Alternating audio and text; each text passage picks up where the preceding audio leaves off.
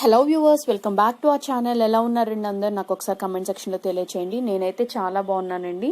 ఇవాళ నేను మీకు ఒక మంచి వెయిట్ లాస్ రెసిపీ చూపించబోతున్నానండి. ఎందుకు వెయిట్ లాస్ రెసిపీ అనుకున్నానంటే, ఈ రెసిపీని నేను ఈరోజు బార్లీ యూజ్ చేసి ప్రిపేర్ చేస్తున్నానండి. ఆల్రెడీ బార్లీ రెసిపీస్ అయినా బార్లీ పాయసం అలాగే బార్లీ దోశ రెసిపీస్ అనేవి మన ఛానల్లో పోస్ట్ చేశాను. ఇవాళ నేను ఆ బార్లీ యూజ్ చేసి ఊతప్పం అనేది ప్రిపేర్ చేసి చూపించబోతున్నానండి. ఇది మనం బ్రేక్ఫాస్ట్గా అయినా తీసుకోవచ్చు, ఆర్ఎల్స్ డిన్నర్గా అయినా తీసుకోవచ్చు, ఆర్ఎల్స్ వెయిట్ లాస్ అవ్వాలనుకుంటున్న వాళ్ళు, డైటింగ్ స్పెషల్లీ చేయాలనుకుంటున్న వాళ్ళు ఈ రెసిపీని డైలీ డైట్లో ఇంక్లూడ్ చేసుకుంటే చాలా వరకు డిఫరెన్స్ అనేది మీరే నోటీస్ చేయగలరు. సో జనరల్లీ మనం ఊతప్పం అంటే మనం ఇడ్లీ పిండి ఆర్ఎల్స్ దోశ పిండి యూజ్ చేసి ప్రిపేర్ చేస్తాం కదా.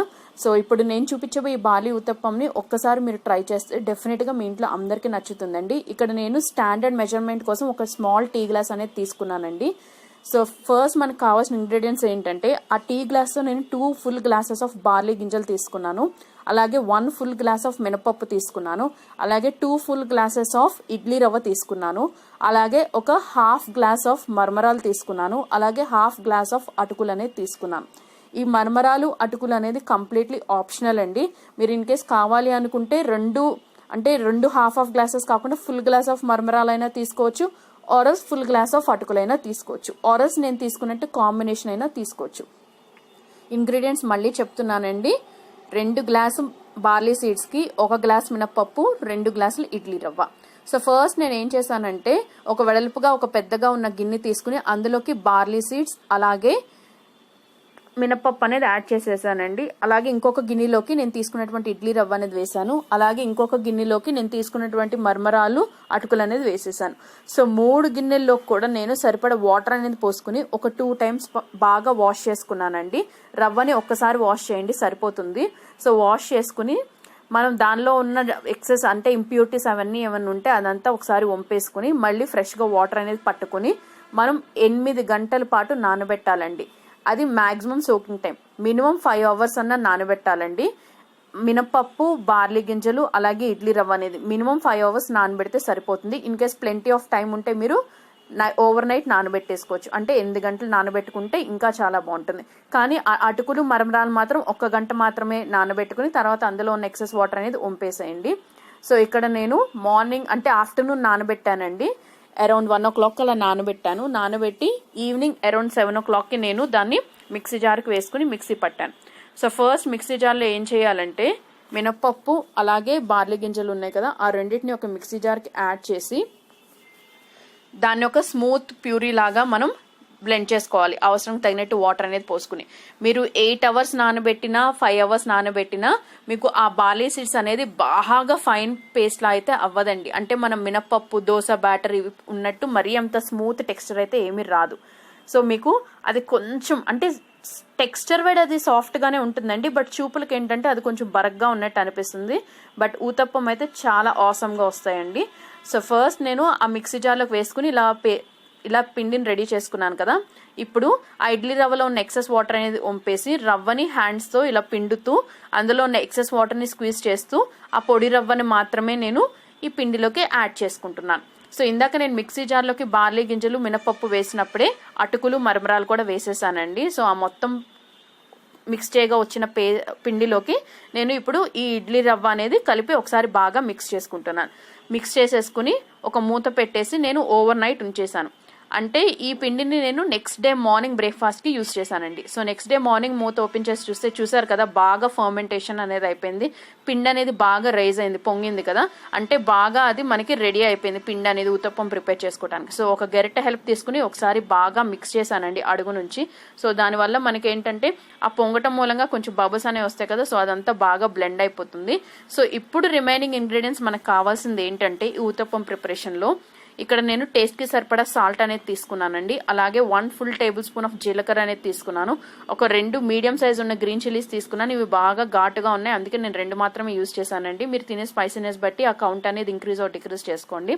అలాగే కొంచెం కరివేపాకు తీసుకున్నాను. ఊతప్పంస్ని ఫ్రై చేయడానికి కొంచెం ఆయిల్ తీసుకున్నాను. అలాగే ఒక బిగ్ సైజ్ ఆనియన్ని నేను చాలా సన్నగా చాప్ చేసి పెట్టుకున్నానండి. ఈ ఊతప్పం దోశ ఇట్లాంటి వాటిల్లోకి మనం ఎంత ఫైన్గా చాప్ చేసుకుంటే ఆనియన్స్ అనేది టేస్ట్ అనేది అంత బాగుంటుందండి. సో ఇప్పుడు నేను చూపించినటువంటి ఇంగ్రీడియంట్స్ అన్ని 1 after 1 యాడ్ చేసేసాను. సాల్ట్ జీలకర్ర వేసి ఒకసారి మిక్స్ చేసుకున్నాను. తర్వాత కరివేపాకును అలాగే పచ్చిమిర్చి కూడా వేసి ఒకసారి బాగా మిక్స్ చేసుకున్నాను. తర్వాత నేను తీసుకున్నటువంటి ఉల్లిపాయలు అనేది వేసాను.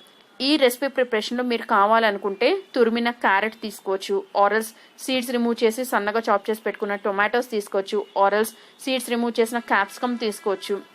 సో ఇలా మీ ఇంట్రెస్ట్ని బట్టి మీరు ఫ్యూ అసార్టెడ్ వెజిటబుల్స్ అనేవి యాడ్ చేసుకోవచ్చు. సో మరింత హెల్దీగా, మరింత డెలిషియస్ అండ్ కలర్ఫుల్గా కనిపించడం కోసం. బట్ నేను బేసిక్ ఊతప్పం ప్రిపేర్ చేస్తున్నాను కాబట్టి నేను ఎటువంటి వెజిటబుల్స్ అనేవి ఈ రెసిపీలో యాడ్ చేయలేదు. సో ఇప్పుడు నేను ఒక దోశ ప్యాన్ తీసుకుని దాని మీద ఒక 1 టీ స్పూన్ ఆఫ్ ఆయిల్ అనేది అప్లై చేసి టిష్యూ పేపర్ పెట్టి జెంటిల్గా వైప్ ఆఫ్ చేస్తానండి. సో ఇప్పుడు నేను ఒక గరిట ఫుల్ తీసుకుని పిండి అనేది జస్ట్ నేను అలా పోర్ చేశాను. మనం దీన్ని దోశ పిండిని స్ప్రెడ్ చేసినట్టు సర్క్యులర్ మోషన్లో స్ప్రెడింగ్ అనేది చేయకూడదు. ఎందుకంటే మనం ఊతప్పం ప్రిపేర్ చేస్తున్నాం. ఊతప్పం అంటే మనకి జనరల్గా కొంచెం మందంగా అంటే థిక్నెస్ అనేది ఎక్కువే ఉంటుంది.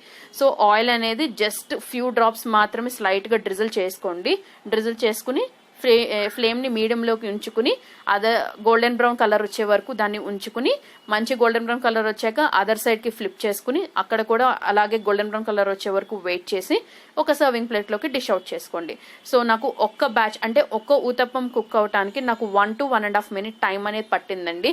మీరు ఫ్లేమ్ని హైలో పెట్టేస్తే మీకు పైన కలర్ వస్తే రావచ్చేమో, కానీ లోపల పిండి మాత్రం కొంచెం పచ్చిగానే ఉంటుంది. అలాగే సిమ్లో పెట్టినా కూడా ఎక్కువ టైం అనేది పడుతుందండి. సో ఫ్లేమ్ని మీడియంలోనే ఉంచుకుని మీరు ప్రాసెస్ అనేది కంటిన్యూ చేయండి.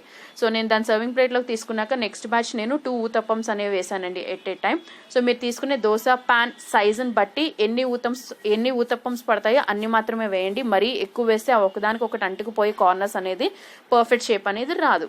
సో ఇలా 2 కూడా వేసాక సేమ్ అదే ప్రాసెస్ కంటిన్యూ చేశానండి. నేను నెక్స్ట్ బ్యాచ్లో 3 ఊతప్పం ఎట్ ఏ టైం వేయడానికి ట్రై చేశాను. బట్ నాకు 2 ఊతప్పమ్స్ అయితే పర్ఫెక్ట్గా వచ్చినాయి, కానీ థర్డ్ ఊతప్పం అనేది కార్నర్కి కొంచెం స్టిక్ ఆన్ అయిపోయింది. అండ్ మోర్ ఓవర్ పిండి అనేది కార్నర్స్ అంత పర్ఫెక్ట్గా వచ్చినట్టు అనిపించలేదు. సో నేను రిమైనింగ్ బ్యాటర్తో 2 ఊతప్పమ్స్ పర్ బ్యాచ్ అనేది కంటిన్యూ చేశాను. సో మీ అందరికీ ఎలా అనిపించింది నేను చెప్పినటువంటి ఈ వెయిట్ లాస్ రెసిపీ? మీకు కనుక నా ఈ వీడియో రెసిపీ నచ్చినట్టయితే తప్పకుండా ఈ వీడియోకి ఒక లైక్ ఇచ్చి మీ ఫ్రెండ్స్ అండ్ రిలేటివ్స్తో షేర్ చేయడం అస్సలు మర్చిపోద్దు. అలాగే నా ఛానల్ని ఫస్ట్ టైం విజిట్ చేసినట్టయితే సబ్స్క్రైబ్ చేసి పక్కనే ఉన్న బెల్ ఐకాన్ రింగ్ చేయడం అస్సలు మర్చిపోద్దు. ఈ బార్లీ గింజలతో మనం ఇడ్లీ రెసిపీ కూడా ప్రిపేర్ చేసుకోవచ్చండి. నేను వెరీ సూన్ ఆ రెసిపీ కూడా మన ఛానల్లో షేర్ చేస్తాను. So hope you all like this recipe. Thank you all very much for watching my video. మరిన్ని ఇలాంటి ఇంట్రెస్టింగ్ అండ్ వెరైటీ రెసిపీస్ కోసం stay tune to our channel. So ఫైనల్గా నేను డిష్ అవుట్ చేసుకున్న తర్వాత పిక్స్ అని ఇక్కడ లాస్ట్లో అటాచ్ చేశానండి. So thank you all very much. Meet you all.